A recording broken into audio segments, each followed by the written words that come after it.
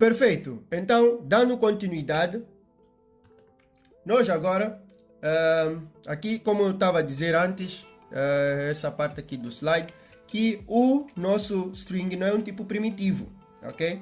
Nosso string não é um tipo primitivo. É importante deixar isso bem claro. É uma classe e nós vamos usar como se fosse um tipo básico, mas ele não é. E ele serve para armazenar texto, ok? É exatamente isso. Agora vamos fazer aqui a demonstração dentro do nosso código, ok? É só vocês abrirem o vosso NetBeans e dentro dele nós vamos criar um novo projeto. É bom vocês já irem criando sempre projetos para cada aula, né? Eu vou criar aqui convosco. Nós já vimos na aula passada, na aula introdutória, como criar. Então, vem aqui, Java with Ant, vem Next. Vamos dar o nome de aula 1, né? Se bem que a aula 1 foi a passada, mas essa faz parte também. Ou vocês podem colocar 1 ou 2, tanto faz. Eu vou fazer o finish aqui, ele vai criar o nosso projeto. Perfeito, ele já criou o projeto da aula 1. Ok? Então, vocês vão precisar realmente de dominar essa interface. Eu vou aumentar aqui o tamanho do nosso código para vocês poderem visualizar bem, né? Que não haja nenhuma dúvida ou coisa assim. Desse jeito. Então, temos aqui a nossa aula public class, aqui aula. E eu quero aqui trazer alguns principais princípios, aqueles princípios que vão ditar aqui o funcionamento de cada programa. É o seguinte, nós estamos a criar uma classe aqui, vocês perceberam? Ou mesmo estamos a criar um script, .java, né? Que também é uma classe. Sempre que a gente cria um script, no caso que a gente vem para cá, new, nós sempre vamos vir para aqui, Java class, que nós estamos a criar um arquivo Java, o arquivo .java. E esse arquivo vai ser executado, nós já falamos na primeira aula, e falamos acerca disso. Falamos que quando o nosso programa é compilado, o que acontece internamente?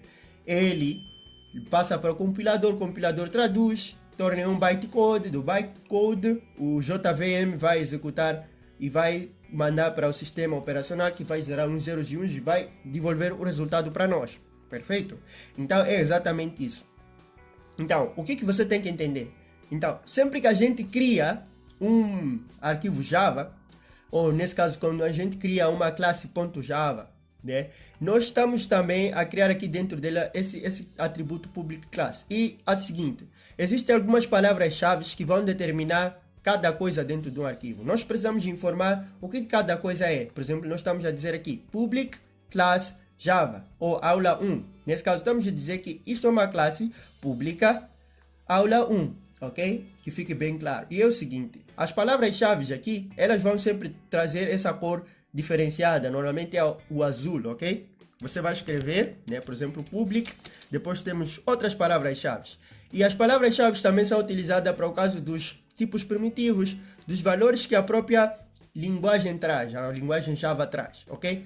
Dito isso aí, você já deve ter guardado isso. Existem palavras-chave e essas palavras-chave vão informar para o nosso computador o que cada coisa é e vai informar o que cada coisa é dentro do nosso código, ok? Então aqui informa que a public class é aula, com base também no nome do arquivo do nosso script, do nosso código, ok? Então essa é a primeira instrução. Depois temos aqui os comentários também. Existe a questão dos comentários. Para a gente criar um comentário é só a gente fazer barra, né? Vocês vão notar que logo a cor vai ficar meio de cor cinza, né? Assim, já informa que é um comentário. Isso é para comentar uma linha. Eu vou colocar aqui, comentar linha. Comentar linha, ok? Comentar linha. Depois temos também para o caso de a gente querer comentar várias linhas. Então nós vamos colocar barra, asterisco, barra. Nesse caso, para fechar. Então, nós vamos poder comentar várias linhas assim, ok? Vocês podem colocar aqui. Eu vou colocar um comentário, vou dizer várias linhas, ok? É exatamente isso que vocês têm que ter em mente quando vocês verem aqui os comentários. Vocês notaram aqui tem o comentário do autor, or works, nesse caso, desse jeito, perfeitamente. Espero que vocês tenham entendido e guardado aí nas vossas mentes. E depois nós temos a questão do fechamento e a abertura de um método, de uma classe, ok? Pode ser de uma classe, pode ser de um método, pode ser de algum comando e coisa assim. Então, no caso, nós vamos ter aqui a abertura marcada pela chaveta, né? A chaveta de abertura e depois a chaveta de fechamento, ok? Você pode dizer chaveta, chave, sei lá. Esses parênteses aqui com esse ar de chaves, ok? Então, o nome correto é esse, chaves, chavetas, ok? Então, temos aqui a que determina a abertura e a que determina o fechamento, perfeito? Então, está a determinar que a classe, a aula 1, está aberta aqui, está fechada aqui, ok? Fica isso bem guardado e nítido aí nas vossas mentes.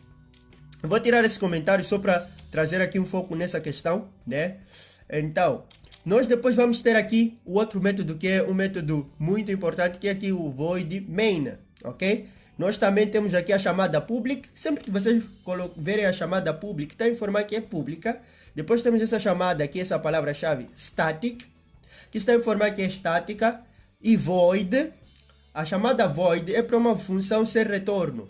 A palavra void é isso, algo sem retorno, né? Que não vai retornar nada, né? Mas que vai executar como principal. O main, a chamada main, é também uma palavra reservada aqui no Java para identificar que é a void, ou mesmo a função principal do nosso código. Então, quando nós vemos essa chamada main, é exatamente isso, é a void principal. E tudo que a gente colocar aqui dentro vai ser a primeira coisa, ou mesmo vai ser a primeira função a ser chamada, ou mesmo a função principal a ser chamada. Ela nunca deixa de ser chamada.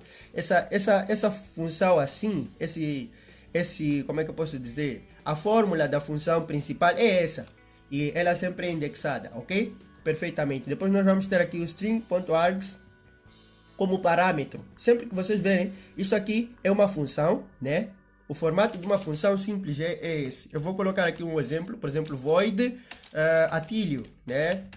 Vou colocar entre parênteses, vou fechar, vou abrir. Nesse caso eu criei uma função sem retorno também. E quando é que é com retorno? Nós vamos falar isso depois, quando nós estivermos a falar das funções. Só quero trazer isso aqui para vocês entenderem. E aqui dentro vamos ter os parâmetros, int, e etc, etc, e etc, etc, etc.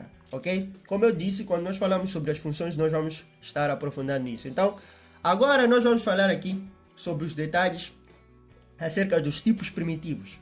Nós falamos aqui que para a gente criar um programa, nós manipulamos dados dentro do nosso programa. Então, existem tipos primitivos, ok?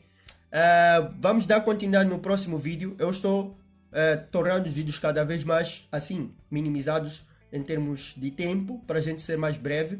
Então, na parte 2 desse vídeo, onde nós vamos já entrar nos tipos primitivos. Nos vemos no próximo vídeo. Tchau!